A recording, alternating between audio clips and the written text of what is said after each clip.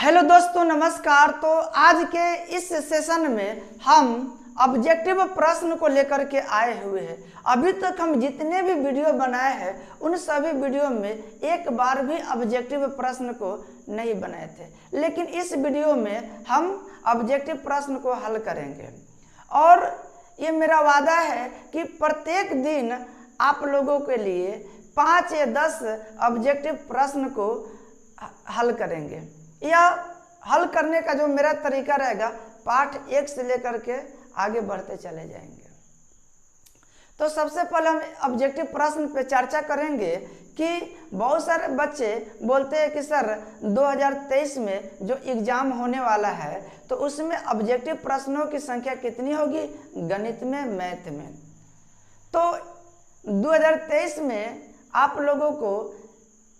लोगों के लिए 60 ऑब्जेक्टिव प्रश्न दिए जाएंगे, जिनमें से केवल 50 प्रश्न को ही हल करना होगा। तो देखेंगे कि फर्स्ट चैप्टर के ये 5 प्रश्न कौन कौन सा है। यहाँ पर हम लिख दिए वस्तुनिष्ठ प्रश्न, जिसको इंग्लिश में ऑब्जेक्टिव क्वेश्चंस, यानी किस चैप्टर से लिया गया है तो पाठ 1 से लिया गया है। उस चैप्टर के नाम क्या है, वास्तविक संख्या, जिसे इंग्लिश में रियल नंबर्स कहते हैं। तो विदाउट पेन उठाए इसे अगर हम लोग चाहेंगे तो हल कर सकते हैं, लेकिन हल तो कर देंगे लेकिन बच्चे को समझ में भी तो आना चाहिए। तो इसलिए इसको बहुत आसान और सरल तरीका से और आराम से हम लोग हल करेंगे। देखिए पहला क्वेश्चन क्या है कि अभाज्य संख्याओं का मसा होता है या क्या होगा।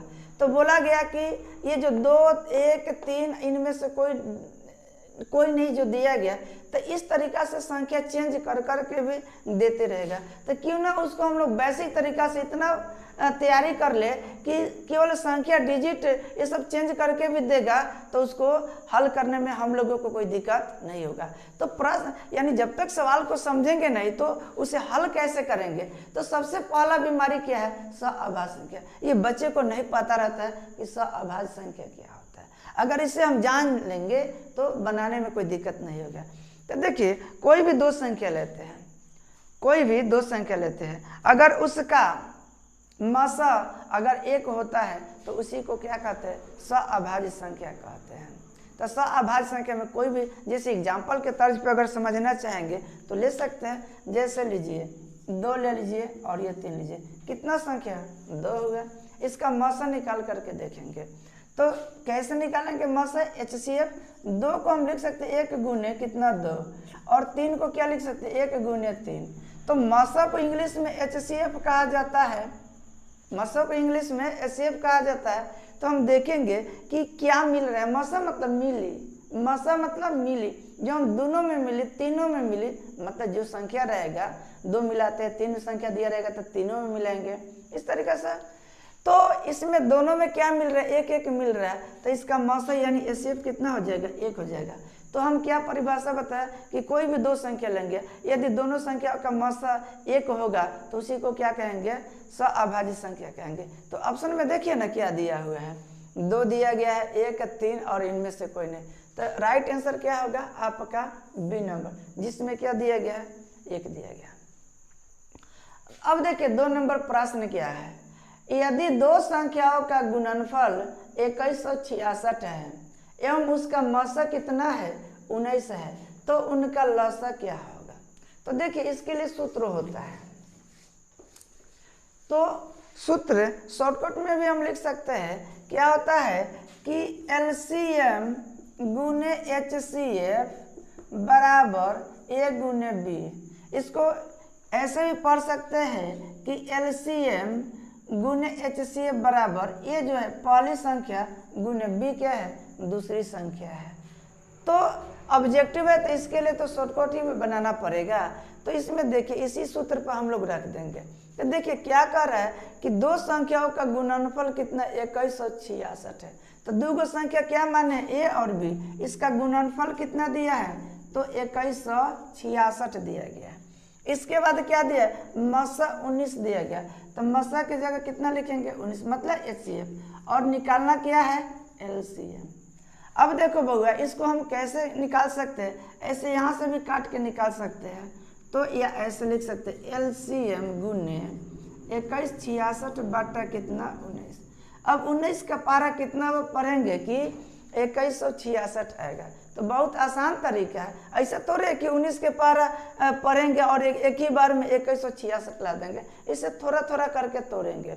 जैसे देखें 19 के पारा एक बार पढ़ेंगे तो 19 आएगा, और 21 में से 19 घटाएंगे तो कितना होगा, 21 में से 19 घटाएंगे तो मात्र 2 बचेगा। तो बच गया 2, और यहाँ पर कितना है 6, तो 2 पर 6 26 हो जाएगा। 19 के पारा कितने बार पढ़ेंगे कि 26 आएगा, तो एक बार पढ़ेंगे तो 19 ना आएगा। तो 26 में से 19 घटाएंगे तो कितना बचेगा, 7 बचेगा। तो बच गया 7, और लास्ट संख्या क्या है 6, तो 7 पर 6 76। तो 19 चौका 76, यानी 4 बार पढ़ेंगे तो ये पूरा कट जाएगा। हम कह सकते हैं 19 के पारा 114 बार पढ़ेंगे तो 2166 आ जाएगा। तो LCM कितना हुआ 114। अब देखेंगे ऑप्शन में कि कौन सा ऑप्शन में दिया गया है। यहाँ 38 है, यहाँ 57 है, और यहाँ 114। इसका ऑप्शन क्या होगा, C सही होगा। अब 3 नंबर प्रश्न को देखते हैं, इसको पहले मिटका देते हैं। देखिए जी 3 नंबर प्रश्न क्या कहता है, यदि A बराबर इतना और B बराबर इतना तब लस, और यहाँ पर दे दिएगा घेर के। बच्चे यहाँ कन्फ्यूज पड़ जाता है, A दिया B दिया है, इसको हम क्या करें, क्यों दिया गया है। तो सवाल को नहीं समझेंगे तो इसको तो जवाब देने में काफ़ी कठिनाइयाँ होगी। तो देखिए ये भुलाने के लिए दे दिया गया है, मुझे क्या करना है। तो एगो के A माना गया, एगो के B माना गया है। तो ये सवाल करें A और B का लसा ज्ञात कीजिए, मतलब इस पर फोकस नहीं करने की जरूरत है। मुझे क्या निकालना है, केवल लसा। लसा मतलब लघुत्तम समापवर्तक मुझे निकालना है।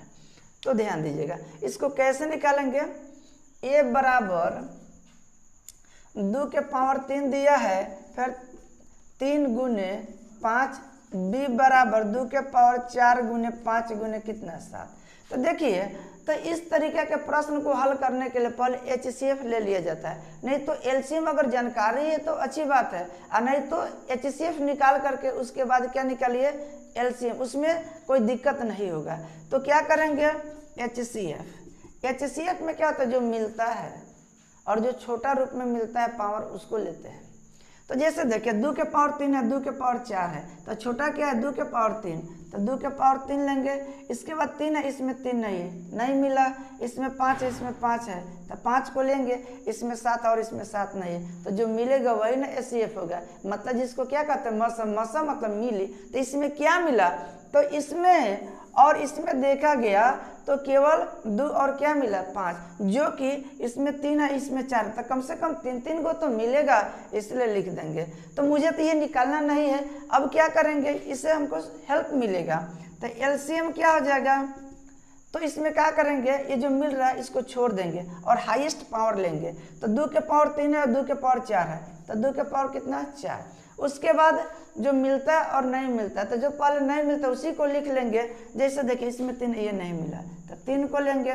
इसके बाद उसमें भी 5 है, इसमें भी 5 है, तो केवल 1 को छोड़ेंगे। तो ये 5 को अगर छोड़ देते हैं तो बचेगा कितना, यहाँ 5, और यहाँ पर कितना है, बच गया 7। अब हमको क्या करना है, गुना करना है। तो गुना करने का भी तरीका होना चाहिए कि गुना जल्दबाजी में कैसे मुंहजबानी भी कर सकते हैं, या जरूरत पड़ेगा तो कहीं लिख के भी कर सकते हैं। तो देखिए 5 3 15, 15 7 है 105, और 105 में कितना से गुना करना है, तो 2 के पावर 4। तो 2 के पावर 4 के मतलब क्या, ऐसे तो लिख सकते हैं ना। और इसका गुना कितना है 105, फिर से मिलाएंगे 5 3 15 7 105। अब गुना कीजिए, 2 दूना के 4, 4 दूना के 8, 8 दूना के 16। यानी हमें क्या करना है, 105 में 16 से गुना करना है। डायरेक्ट 16 के पारा पढ़िए, 16 5 80, यहाँ पर 0 है ना, तो डायरेक्ट लिखेंगे 16 5 80। उसके बाद 16 में 1 से गुना करेंगे तो 16, यानी फाइनल मेरा आंसर कितना आएगा 16 80। अब ऑप्शन में देखेंगे कि किस ऑप्शन में दिया गया। यहाँ 40 है, 560 है, 1120 है, और यहाँ पर कितना है 1680। तो यही फाइनल मेरा क्या होगा, आंसर होगा। अब क्वेश्चन नंबर कौन सा बच गया, 4 और 5।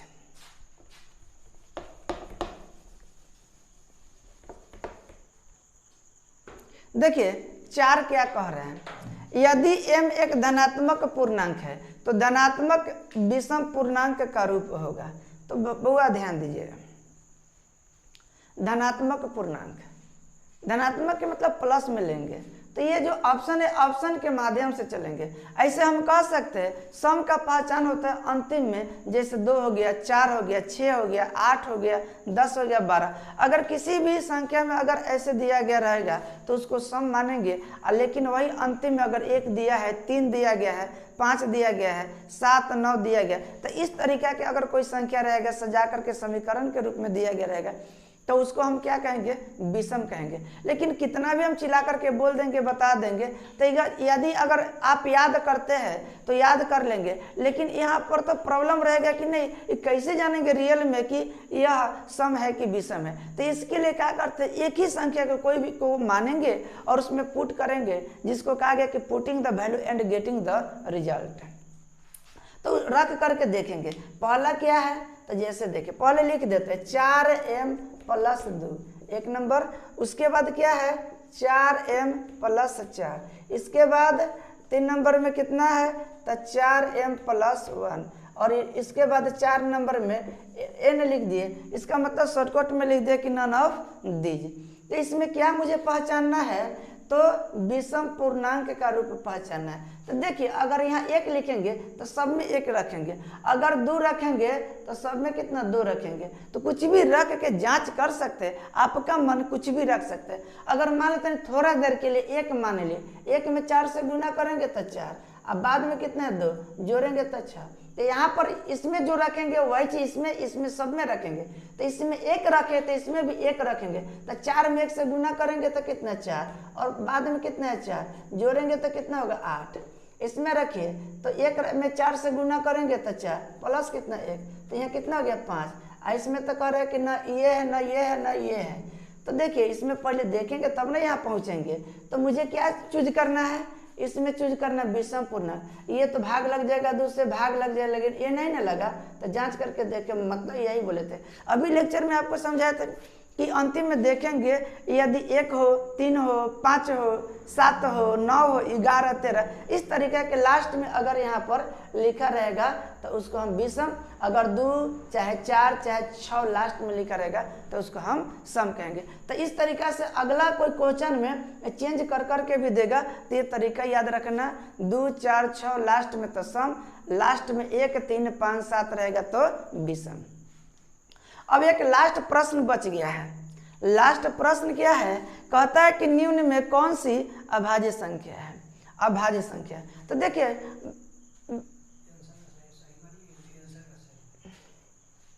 इसमें क्या था बउआ, 3 नंबर में क्या है, विषम पूछ रहा था तो इसको मार देंगे। तो इसमें क्या अभाज्य, तो हम 2 चीज जानेंगे, केवल अभाज्य नहीं जानेंगे, भाज्य को भी जानीजिए। भाज्य संख्या और अभाज्य संख्या कोई जरूरी है कि इसमें नहीं दिया गया। 6 नंबर 7 नंबर कभी प्रश्न में भाज्य संख्या और अभाज्य संख्या भी तो पूछ सकता है। तो दोनों एक जैसा होता है तो समझ लेना, अंतर केवल इसके बारे में, बिल्कुल एक जैसा होता नहीं है, अलग अलग चीज होता है। तो देखिए भाज्य में क्या होता है, इसके गुणनखंडों की संख्या 3 या 3 से ज़्यादा आता है। अगर कोई भी संख्या, दुनिया की कोई भी संख्या अगर लेते हैं, उसके गुणनखंडों की संख्या 3 या 3 से अगर ज़्यादा आएगा तो उसको भाज्य कहेंगे, और जिसके गुणनखंडों की संख्या केवल और केवल 2 रहेगा तो उसको क्या कहेंगे, अभाज्य संख्या। इसको ऐसे भी परिभाषा दिया जा सकता है कि वह संख्या जो एक और स्वयं से क्या हो, एक और स्वयं संख्या से विभाजित हो, तो इस प्रकार की संख्या को क्या कहेंगे, अभाज्य संख्या कहेंगे। तो एग्जाम्पल के तहत हम लोग समझेंगे, जैसे 4 ले लीजिए और यहाँ पर 2 ले लीजिए, तो इसके गुणनखंड 1 के पारे में 4 है, 2 के पारे में 4 है और 4 के पारे में, तो गुणनखंडों की संख्या 3 हुआ, इसलिए इसको क्या कहेंगे, भाज्य। अभाज्य में क्या हो जाएगा, 1 और स्वयं संख्या, 3 को लीजिए 1 और 3 स्वयं हुआ, 5 को लीजिए 1 और स्वयं, तो जो गुण इसमें, हम इसी को बोले गुणनखंडों की संख्या।